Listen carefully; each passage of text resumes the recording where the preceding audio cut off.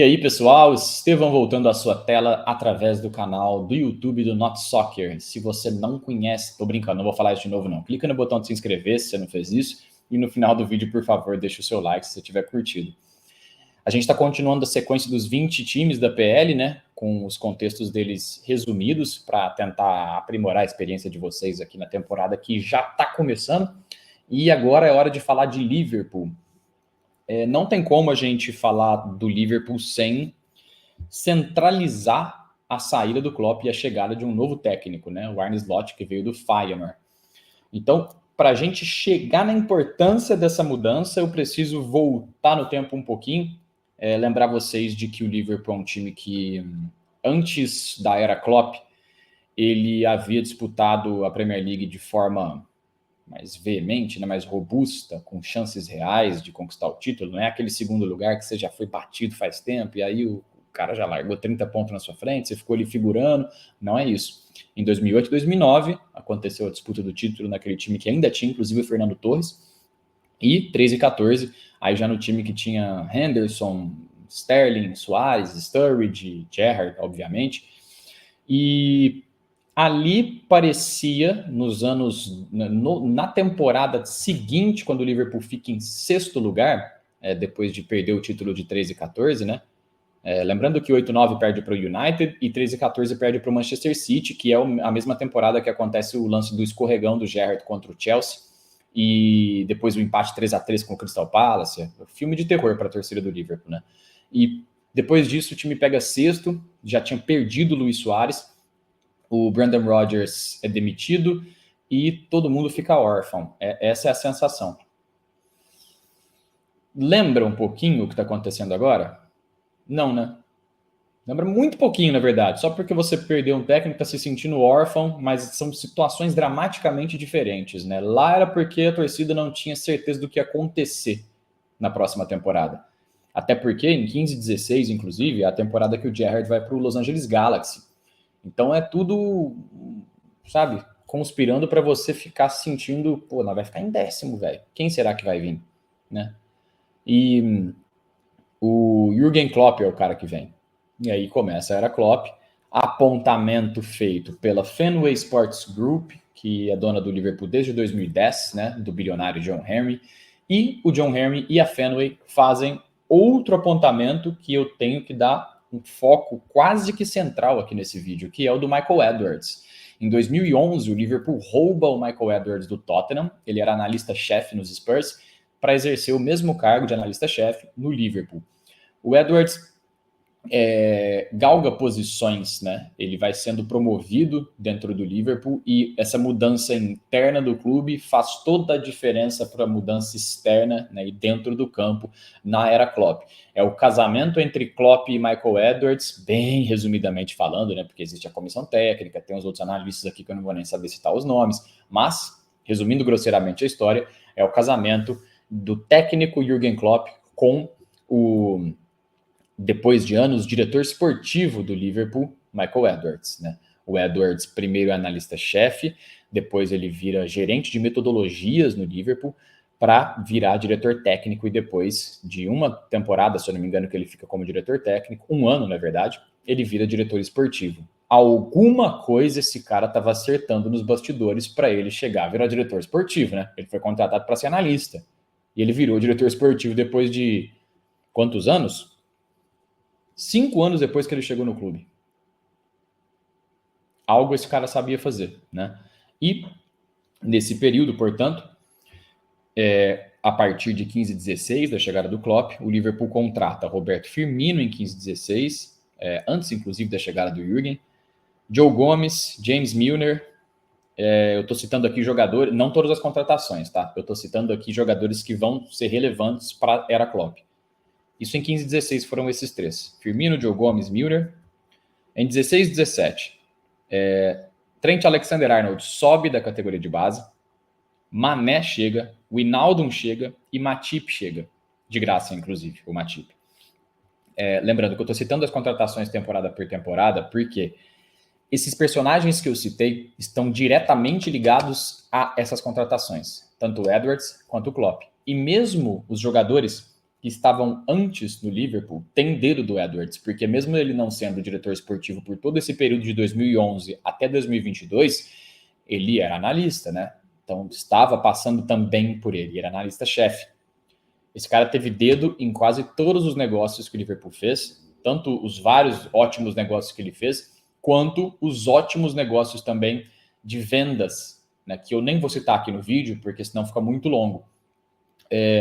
Mas o Edwards não é só um excelente recrutador, um excelente rastreador de talentos por um preço que encaixa no seu orçamento.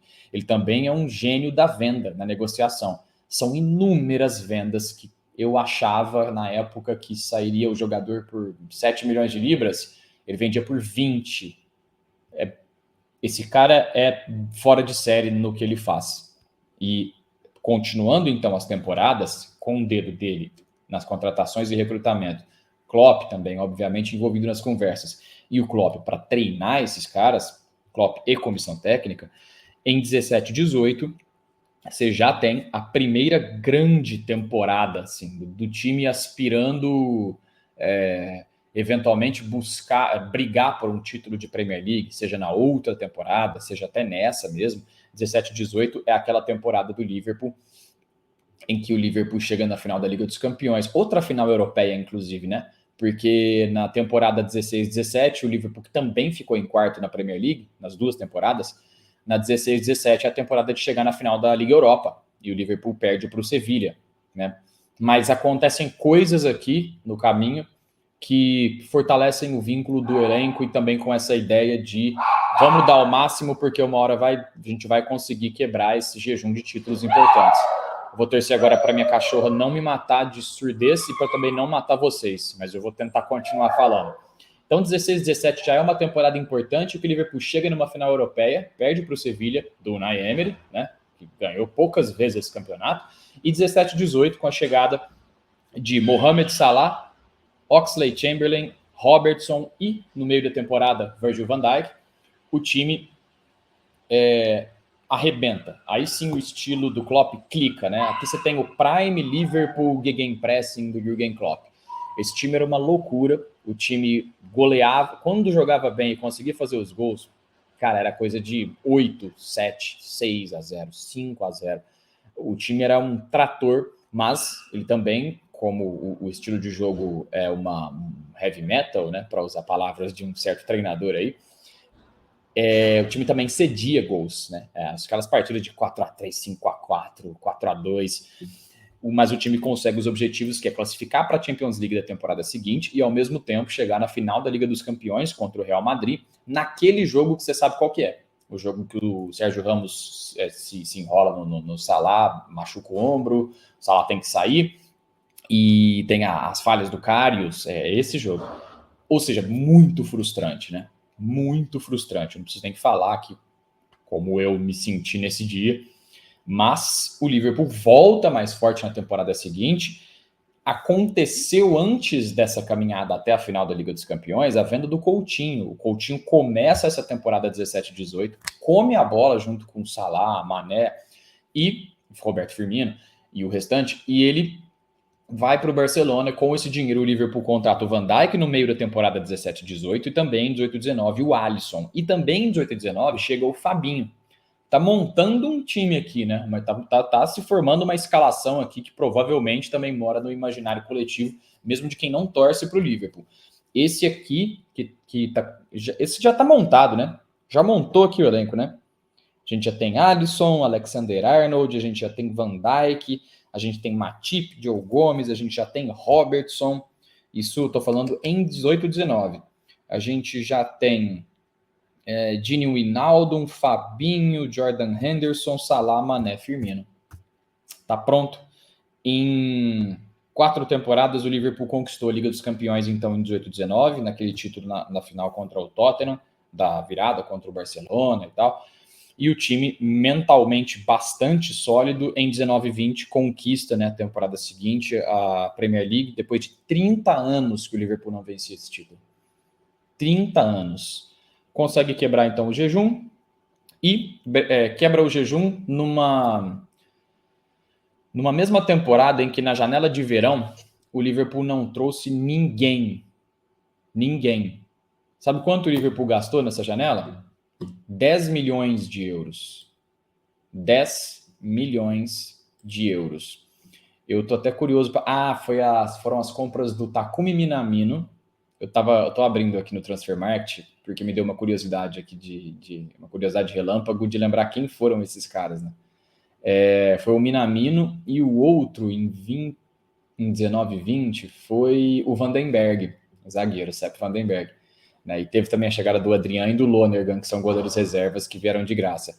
Essa foi a janela do Liverpool que precedeu o título da Premier League 19 e 20. Veio o Minamino por 8 milhões de euros e o Sepp Vandenberg, que é um zagueiro reserva, 2 reservas, inclusive, né? Ou seja, não veio ninguém. E daí, em 19 e 20, o Liverpool, então, quebra o jejum, campeão da Premier League. O time já se firma na história com o Klopp. 20 e 21, uma péssima temporada. O Liverpool só se classifica para a próxima Champions League, muito por conta aqueles jogos heróicos, né, reta final. Tem aquele jogo do gol do Alisson de cabeça contra o West Bromwich, lembra disso? Então,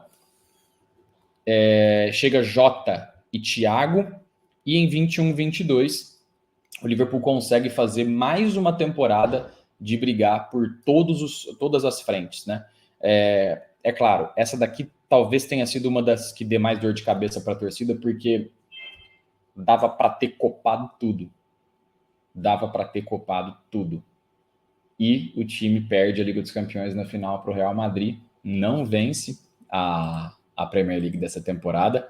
Nessa temporada aqui, o Liverpool inclusive pontua 21-22. Foram 92 pontos na Premier League, com o segundo lugar. Na temporada 19-20, para ser campeão, foram 99 pontos, sendo que na 18-19, a do título da Liga dos Campeões, o Liverpool foi aquela temporada de bater 97 pontos e não conseguir conquistar o título. Isso daqui é um time muito consistente, né? Não tem como, é um time muito consistente. A era Klopp é absolutamente difícil de ser reproduzida por qualquer treinador, mas uma coisa muito importante que o time vai adquirindo aqui é a capacidade de, mesmo depois de uma temporada decepcionante, voltar a disputar em todas as frentes em uma temporada que vem. Então o Liverpool começa a intercalar isso, né? Você tem um time que faz 97 pontos em 18-19, um time que pega 99 pontos e é campeão em 19-20, um time que em 20-21 faz uma temporada bem ruim, né, que eu tinha acabado de falar. Em 21-22, 92 pontos e vice para o City, de novo. Em 22-23, mais uma má temporada, e essa daqui fica em quinto no campeonato inglês, e vai disputar a Liga Europa. Fazia anos que o Liverpool não disputava outra coisa que não fosse a Liga dos Campeões, mas depois de 22-23, que é ruim, tem 23-24, que o time, quando pouca gente esperava, briga de novo por frentes que são importantes, né? Seja as Copas domésticas, seja também a Premier League, né? Disputando com Arsenal e com Manchester City, até o Liverpool ser o primeiro a abandonar essa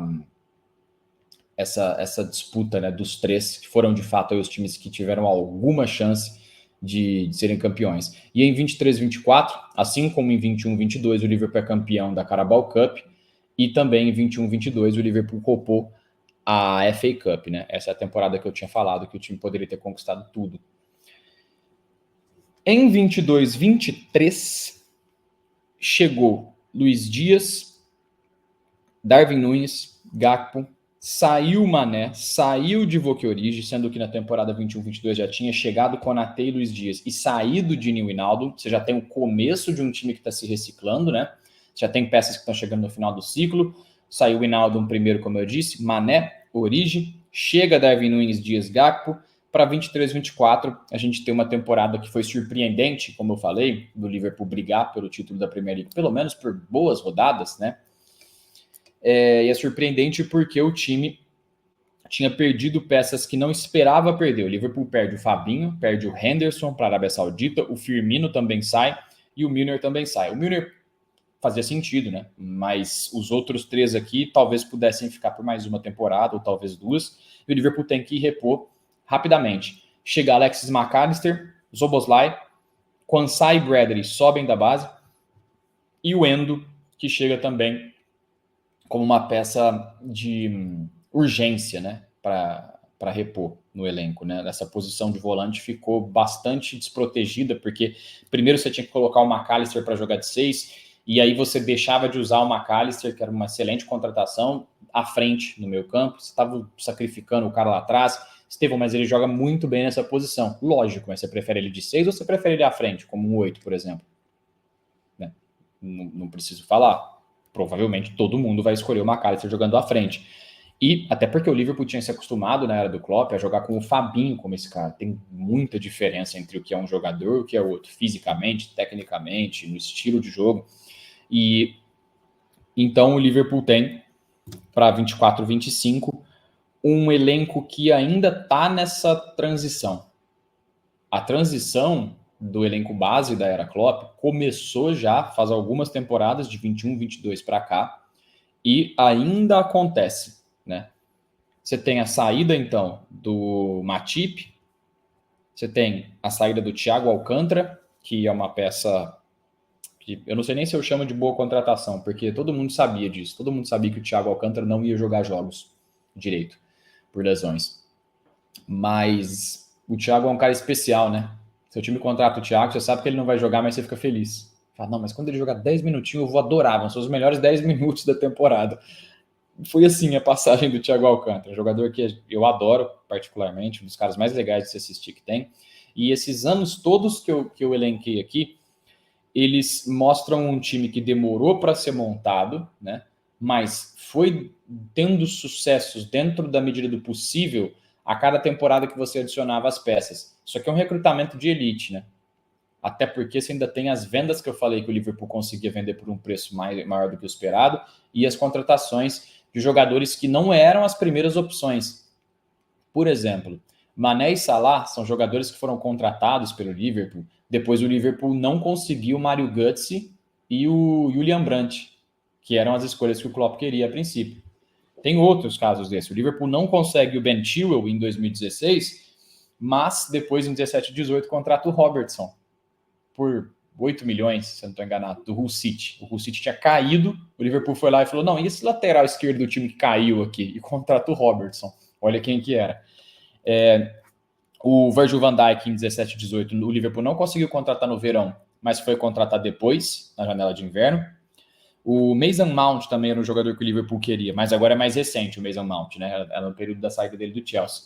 Mas o Liverpool foi atrás do Szoboszlai, que também encaixou. Não explodiu de jogar bola ainda, mas a gente já sabe que o cara tem muita bola para jogar. E eu, pessoalmente, achei melhor isso do que contratar o Mason Mount. Eu nem tô falando do Mount no United, não. Mas eu tô falando... Acho que o estilo do Szoboszlai me agrada mais do que o do Mount. Enfim, para o time do Liverpool, tá? Não tô falando que ele é melhor que ele. Não tô falando isso. Tô falando que para esse time aqui, eu acho que esse estilo encaixou mais. Então, a gente tá falando de um time que soube se planejar. Então, para essa transição aqui, tá tudo muito fácil, né? Você tem um grande diretor esportivo, você tem donos que estão dando bola, pelo menos, para a coisa, não são perfeitos, tá longe disso, mas estão dando bola para o que está acontecendo, tentam se antecipar a movimentos de mercado, tentam se antecipar antes de que o clube se coloque num leilão, antes de que o preço de um jogador estoure e o clube vai ter que gastar igual queria gastar no Caicedo, no Lavia. Estevão, mas então, não está contraditório? Por que o time então entrou nesses leilões aí desses outros caras que inclusive não quiseram jogar no Liverpool, né? O Caicedo, o Lavia, e agora a gente tem outro aqui, outro meio-campista que recusou o time, que é o Subimendi. O Tchouaméni também, Real Madrid, antes de ir para o Real, o Liverpool tentou e não deu. O jogador não quis vir também. Então, qual que é o problema aqui? Por que deu uma derrapada a coisa nesses últimos 2 anos? Porque em 2022, o Michael Edwards sai do Liverpool. Ele fica 2 anos sem aparecer, né? Ele sai de verdade. O Liverpool teve que trazê-lo de volta, como você já bem sabe, né? Que ele voltou, mas ele não é um diretor esportivo mais. Ele volta para ser um CEO de futebol profissional da Fenway Sports Group, que tem projeto, inclusive, já está rolando, né? Eles estavam tentando, inclusive, comprar o Bordeaux, que, inclusive, se ferrou feio aí nos bastidores, né? O Bordeaux, eu nem sei direito, nem vou comentar aqui, porque eu não sei o que aconteceu com os caras, mas o time, basicamente, está acabando, eu acho. E esse projeto multiclube, né, assim como tem o Manchester City, assim como outros times também têm, que você fica criando clubezinho satélite aí para recrutar os caras, criar uma rede de observação também nesses times. O Liverpool tem planos através da FSG de fazer isso, sendo o time do Liverpool o clube mãe desse projeto, né, para onde os jogadores do clube satélite irão. O Edwards, então, comanda isso. Ele comanda o futebol do Liverpool. Ele é o cara que também escolheu o Richard Hughes, que era o diretor esportivo do Bournemouth, que fez um grande trabalho lá para ser o cara que vai ocupar o cargo dele. Já está ocupando e tá difícil a primeira janela do Hughes, né?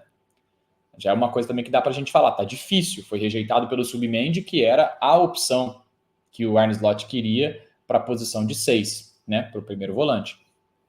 E, portanto, o Liverpool consegue trazer de volta o Edwards, e essa daqui é a primeira temporada que a gente tem o Michael Edwards de volta, já aterrissado, né? E o Richard Hughes. Então, esses são apontamentos importantes para o Liverpool. A volta do Edwards é muito importante, porque no período que ele não estava lá, quem ocupou o cargo de direção esportiva era o Julian Ward, que saiu rapidamente para chegar depois o Jörg Schimatic. O Schimatic era um cara que ninguém imaginava que pudesse assumir esse cargo.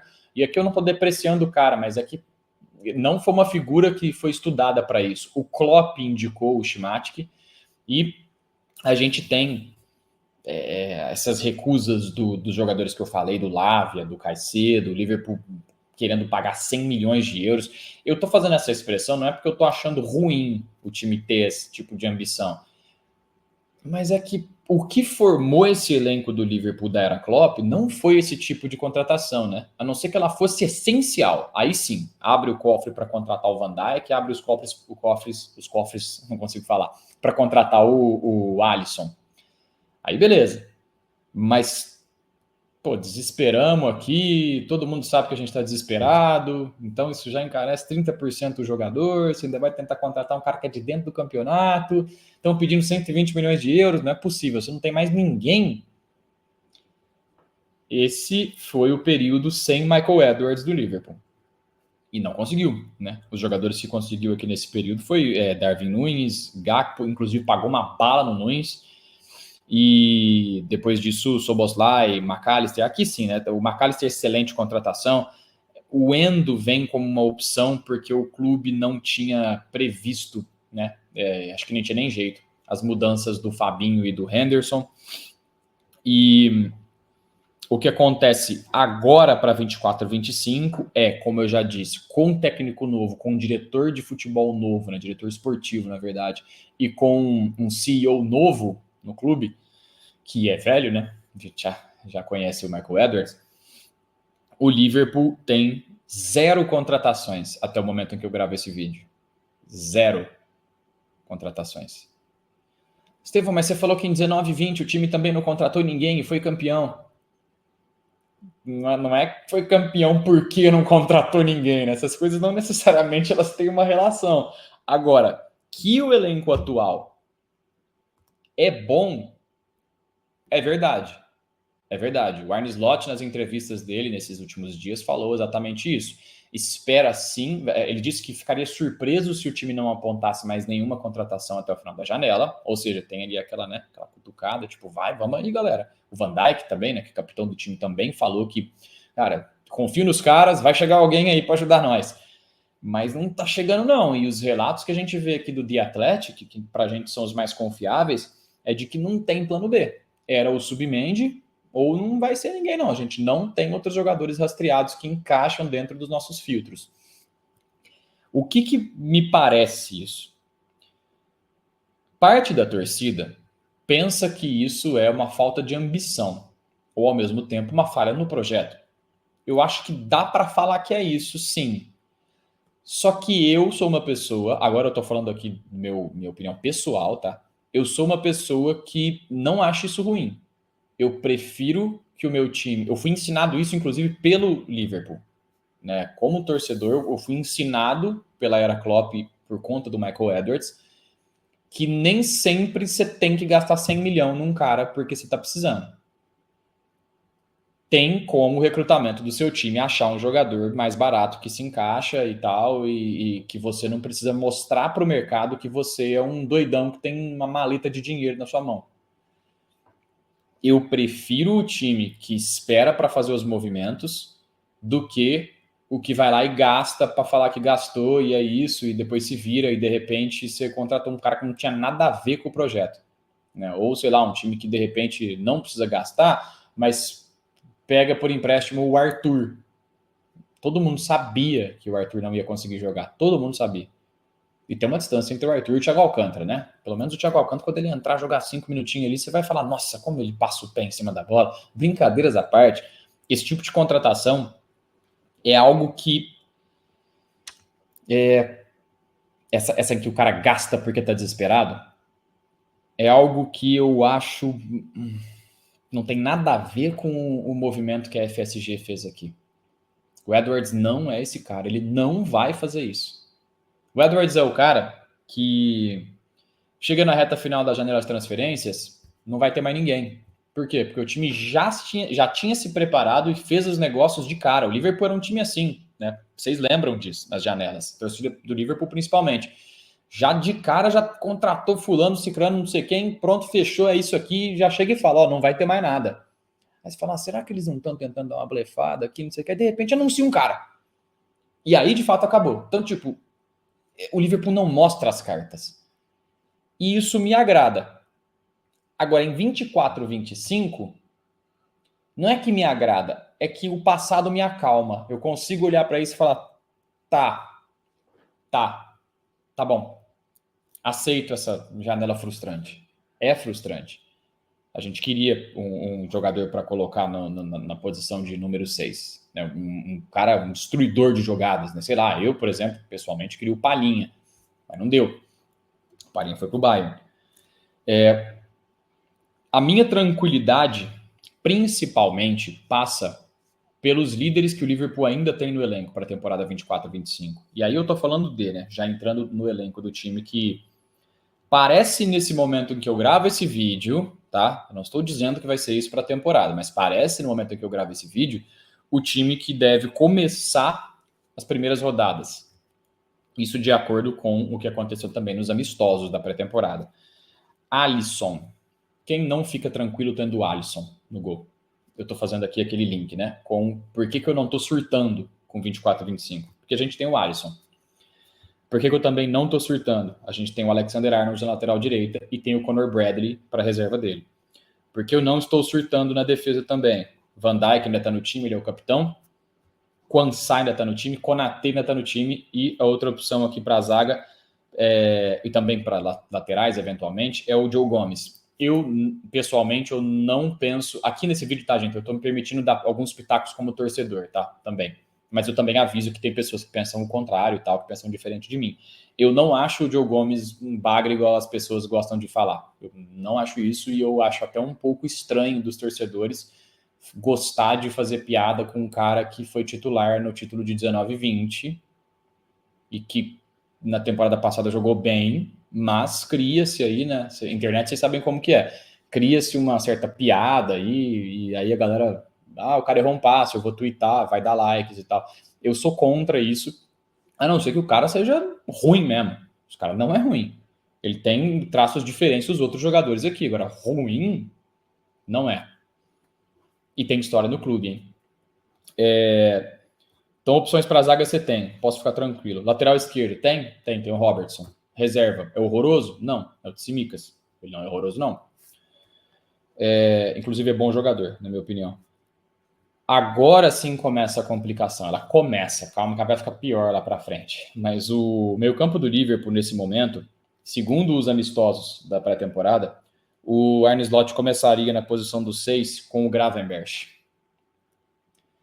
O Gravenberch não se provou até hoje. Reserva para ele seria o Endo. O Endo caiu na ordem, na hierarquia do meio campo do Liverpool. Ele caiu porque não foi bem nos amistosos de pré-temporada e também não parece ser o perfil preferido do Arne Slot para a posição de 6. Ele que é um cara que, vamos dizer assim, um cara mais técnico, um camisa 6 que também tem trato com a bola, tipo o Fabinho, por exemplo, era. Além de ser um ótimo destruidor de jogadas, o Fabinho também vira e mexe, descolava um passe longo, um passe médio, que ajudava o time a criar. Harvey Elliott foi bem também na pré-temporada e também na temporada passada. Pode começar com Alexis McAllister do lado dele. Ou o Liverpool pode inverter isso daqui, colocar o McAllister, inverter não, né? Mas pode recuar um pouco o McAllister para jogar num 4-2-3-1 com o McAllister, Gravenberch, o Elliott à frente, Salah na direita.